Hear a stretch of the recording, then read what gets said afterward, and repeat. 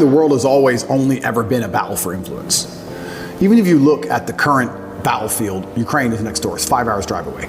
The battle in Ukraine is not just about tanks and trenches and grenades. It's a battle for influence. Who influences the people within this territory? Who is in charge of the thinking, the language, the mindset of people within this geographical area? Every single battle, every single pitched battle, every single argument, every single debate has always been a battle for influence. If you have influence, you're an extremely powerful person. All of us here are some of the most powerful people in the world. How many millions of people listen to us?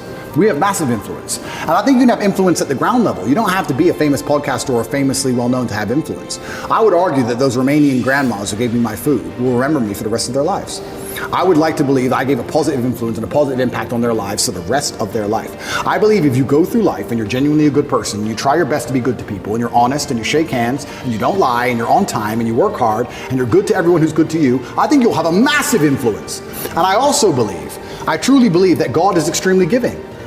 There's the saying, goes around, comes around. Completely true. But I would say it comes from God. God is keeping an eye on you, and he's paying attention to you, and he knows the kind of person you are and the kind of things you do. And I don't believe if you're actually genuinely a good person all of the time, that you're not going to get some goodwill back to you. Look at my scenario. If I was being a piece of shit for years with all these chicks, I'd be in jail. I'd be in jail.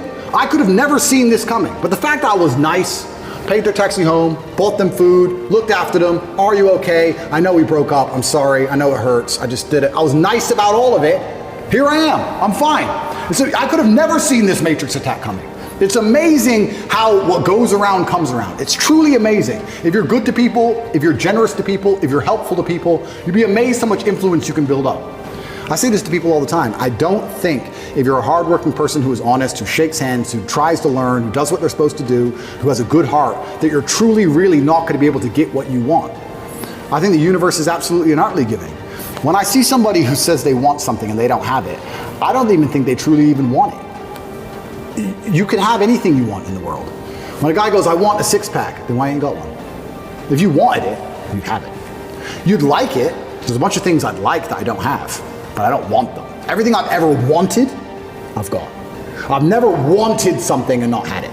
We all know what we're talking about here. There's things we'd like. I'd like to be able to figure skate, but your doppelganger. But if you truly want something, you're going to absolutely not really have it. So when it comes down to influence, I think you start at the base level, at the grassroots level. I will notice every single time I made a mistake. Just then I said, I'll watch twice. That was a mistake.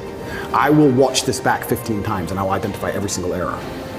I have an email list and I sign up and I get words of the day. I get 5 or 6 new words a day, which I try my very best to memorize. It's harder than you think to memorize 5 words a day, but I always try to make sure I have the most interesting vernacular I can possibly have, a wide vocabulary, so I can be very specific with my points. The reason I actually did that, I keep talking about my dad, but I'm his son. I have the same name, Emory Andrew Tate III. He was Emory Andrew Tate II.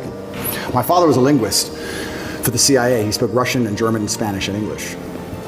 And I think I've told this before, back then when they needed someone who spoke Russian, they would take a Native American and teach them Russian. Nowadays we have a bunch of Russian-speaking allies. You can go to Estonia, Latvia, Lithuania, they're all NATO and just get a Russian speaker. Back then they taught my dad Russian and he held the Air Force record for the fastest assimilation of a foreign language. When he died, a guy sent me an email, sent me a message saying, you don't know who I am, but I worked with your father in the Air Force and he had the fastest assimilation. He learned Russian in 2 weeks. Crazy. And I remember saying to my dad, will you teach me Russian? He said, boy, you don't even know English. I said, what do you mean? He goes, you don't even know English.